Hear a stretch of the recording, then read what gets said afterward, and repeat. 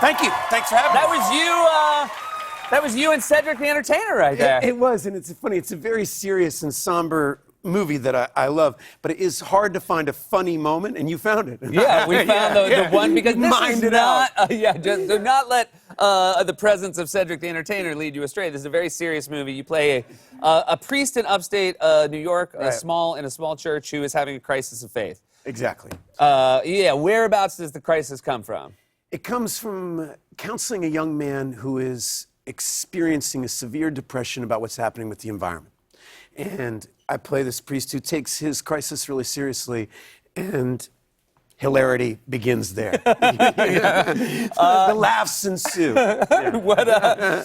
No, it's a brilliant movie. It's written by the guy who wrote Taxi Driver and Raging Bull, Paul Schrader. Paul Schrader, yeah. He's a brilliant director, and when I read it, it was one of these scripts where he's just giving voice to something that I think a lot of people are feeling right now, a level of anxiety about our leadership and about our faith and where it intersects with love and what we're doing. And it blew me away when I read it. And so it's an honor to be here. And you play a priest in this film. You actually had family in your life who thought that would be a good career path for you, actual priesthood. Yeah, my great grandmother thought that she felt certain when I was born that I would receive the calling. Oh, wow. And I would be a priest. And I remember being very concerned, what is this thing, the calling? Yeah. You know, like, well, God will come to you and tell you. And I was like, okay, I do not want that to happen.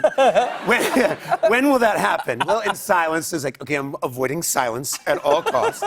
And I was so happy when she kind of decided that, well, my calling was the arts. That's good. Yeah, but I did, when I put the collar on the first time, I thought of her and thought, hey, Grandma. There you go. I'm back. Yeah. I got the calling. Yeah. And it's very, I think she would be sad that the calling came from your agent. Yeah.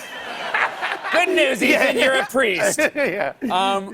Were your parents, when, obviously you found your way to the arts at a young age, were they supportive of this idea of you trying to be an actor? Well, you have to understand that my father is an actuary. Okay. So he's a mathematician. He's like one of the few jobs in the world that really uses calculus, And so when I told him that I wanted to be an actor, he felt the need to lay out the actuarial tables on that succeeding. Like let's do the math on how many guys in the Screen Actors Guild make more than $17,000 a year, and making sure before I chose it. And I decided I was okay with that. Okay, that's good. Yeah. The odds were not good, but I was all right with it. And you got into it.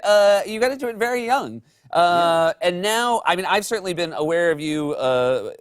Is this conversation going to how old I am? Is that where we're headed? But I'm starting at the young part. We're going to get there. Okay. But you've come to the conclusion, I've heard, that there are now parts that you have aged out of. Well, it's awful to realize that you're no longer going to star in sports movies. I used to always tell myself, I'll get in shape when I get that part. Where I play a boxer. I'll get in shape when I'm playing an NBA guy. And you're like, okay, that's not happening. I even had the thought when, this is a couple years now, but when Brett Favre retired, I was like, oh, you know what? I like Brett Favre. I could really play him in a movie. I'm like, no, I'm older than Brett Favre. I'm older than guys who are retiring. Yeah. It doesn't feel good. But I am, I'm putting on my coach face soon. I'm not sure about this, but I once hosted an award show, the ESPYs, the sports, and I was making jokes about how old Brett Favre was, and he pointed out to me afterwards, he's like, I'm like a year older than you. Like, stop acting like such a hotshot. I know, we think that. We expect so much from our athletes. We really do.